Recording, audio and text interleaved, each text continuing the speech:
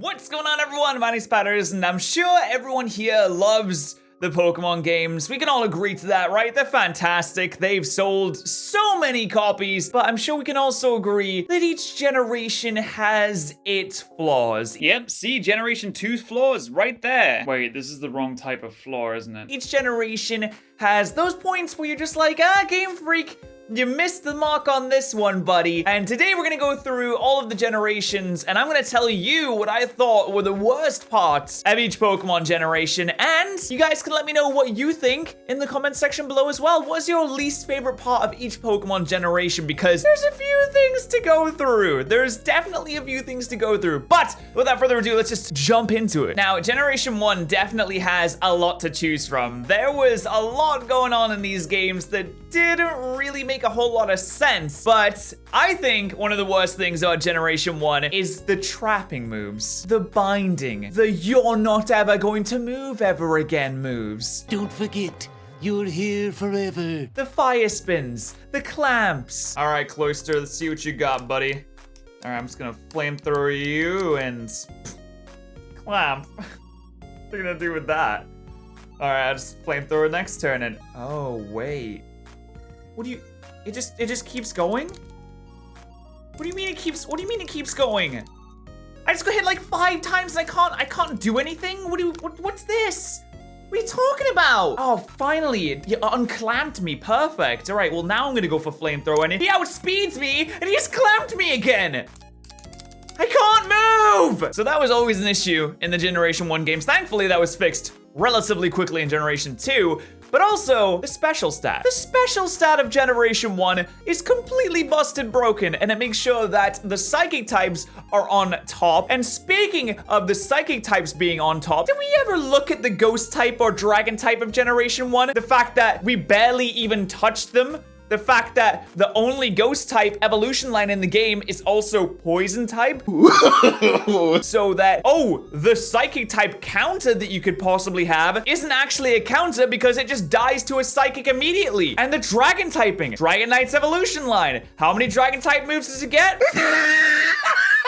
Yep, not a whole lot. Not able to do a whole lot with that. When can you get them? Not until basically the end of the game because it evolves at level 55 into a Dragonite and you've already beaten the champion by then. Game Freak, what's going on with this? I know it was your first attempt at a Pokemon game, but come on, guys. Generation 2 thankfully did see a lot of improvements in terms of glitches and balancing, but not in terms of the characters. For example, the whining gym leaders. What? Why is there not one but 2 whining gym leaders in this game? Whitney, you walk up to her, you beat her. She's supposed to be a professional member of the Pokemon progression system of the country, the owner of this big establishment, and who's supposed to give out the gyms to all the worthy trainers. She starts crying as soon as you win. What is this nonsense? I walk up to you, you're supposed to work here, be employed, be a professional person, and give me my reward for winning, and you act like I just stole your lollipop from you and you're 5 years old in the park. What's that? And it's not only that, it's Claire too. She acts like I just spat in her face or something. I walk up to her, I beat her, and she says, no, you didn't beat me. And I'm like, Claire, I very obviously did beat you. What, there's no CCTV here? Can we replay that video for me, please? I very much did beat you. She says, no, you have to go into a cave and talk to an old man instead. I'm like, I'm sorry, is this Zelda?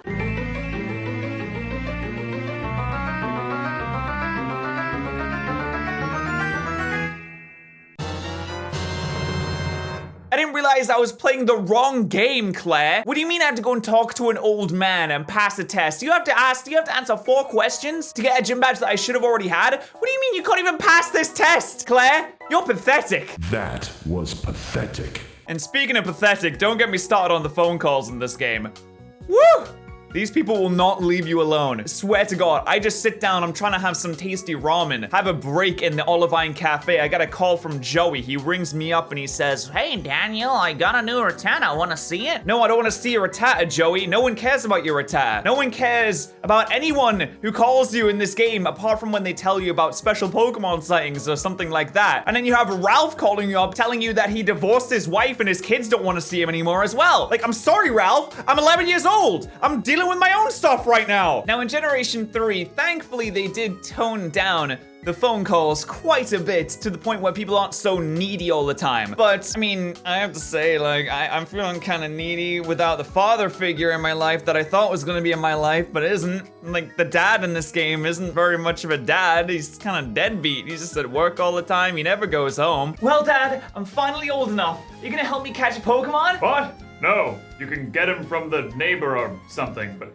Oh, Wally, my boy! Here, let me help you catch your first Pokemon. Seriously, Wally? What's up with the dad? I don't like the fact that we finally got a dad and he's just never there. He's never present. Like with all the other Pokemon games, it's like, okay, maybe he's dead or something. Then he has an excuse. But no, in this game, he's there, but he's just not there. It just makes me sad. And this TV crew trying to tell me that I get on TV all the time in the Hoenn region. They do interviews all the time, ask me what kind of words I'd use to describe a battle. And I tell them, oh, I'd use the word Ralts to describe the battle. And they're like, great. And you telling me that I still don't have 10K Instagram followers? What's going on with that? Seriously, I need 10K Instagram followers, guys. Please follow me on Instagram. And then we have Wally. I'm sorry. If you like Wally, that's great. I just don't like it. I told you about I didn't like the whining gym leaders. Wally is just too weak. He does have a little bit of character development, and I do respect it, but not enough to the point where I'm like, hey, Wally, you're great. Just not a fan of Wally, honestly. Now, Generation 4 is my favorite generation, but that's not to say that it doesn't have its share of issues. Like, for example, the fog. The fog is something that is burned into my mind and will never leave. I don't know who thought it was a good idea to have an entire section of the game dedicated to making you miss moves randomly, but let me tell you, the fog is deep. It should have never existed, and it's gotta go. Please. They're not gonna go. Maybe in the remakes. Maybe in the remakes, the fog will go. Defog being a HM? Why? You can't remove HMs. You have to go to the move deleter to get rid of HMs. It just makes it a massive hassle. And let me tell you about a HM overload in this game. Seriously, you come across something that you need to do. It's like, hold on. Yeah, let me just get my box of HMs out here. Sorry, I came prepared. Let me just look through the 70,000 I've got in here. Like, what was it I need? I need rock climb. Let's see, surf. Let's see, we also got, okay, there's strength. You got there's defog. Don't need that one. And then, oh, here it is. Now I got rock climb. Perfect. Which is also Spyro. I didn't have that many CDs. So I'm editing the video right now, and I forgot to mention one very important thing. That Generation 4 has Mindy. And we all know how we feel about her. With Generation 5, I was really disappointed in Black and White when you couldn't catch any of the other Pokemon from the other generations. It was all Gen 5 Pokemon, but I guess I kind of understand where they're coming from with that. I'm not too mad about that. But of all the features that Game Freak forces you to drudge through every single time you want to replay through the game, PokeStar Studios is one of the absolute worst abysmal efforts I've seen in a long time. And they forced you to. It's not like, hey, do you want to be a Hollywood superstar? And you're like, no.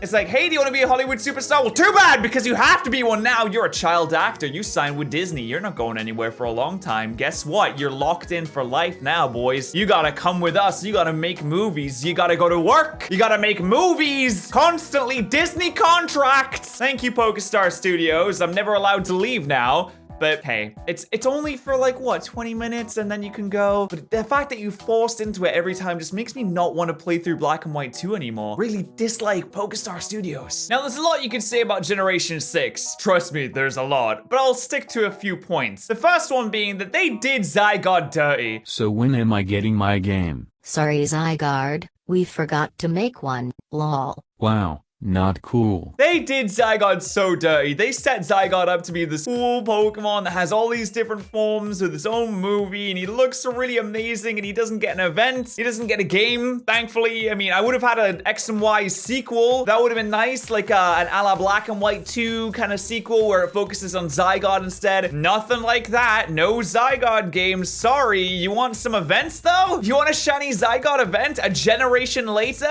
That's cool. You can have that. That's fine. Great. Also, the rivals in this game, terrible, awful. We don't need 17 different rivals. We don't need Dancing Boy and Nerdy Dude with a big ginger fro. I don't have a ginger fro. Why is he allowed one? The rivals in this game are absolutely awful. I'm gonna be honest, no one likes them. Does anyone like Tierno? There's gonna be the one person, I can already tell. There's gonna be the one person, I can hear him clickety-clacking on the keys of his keyboard right now. He's like, well, actually, I thought they were the best rivals in the entire series. And you're wrong. Generation 7. Now, Generation 7 gets a lot of hate, but honestly, I think it's one of the best in the entire series. I like Generation 7 a lot. But what I don't like is the infinite dialogue, the infinite tutorials, the never-ending tutorials. All right, time to see if I can get my starters. Let's see.